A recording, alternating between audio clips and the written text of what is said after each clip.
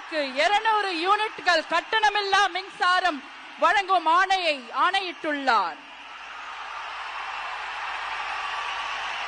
மாண்புமிகு தமிழ்நாடு முதலமைச்சர் அவர்கள் பெண்களின் பாதுகாப்பினை மேம்படுத்தும் பொருட்டு தடுப்பு மற்றும் பாதுகாப்பு யுத்திகளை முதன்மை மற்றும் ஒற்றை இலக்கை கொண்டு செயல்பட சிங்கப்பெண் சிறப்பு அதிரடி படையை உருவாக்குவதற்கு ஆணையிட்டுள்ளார்.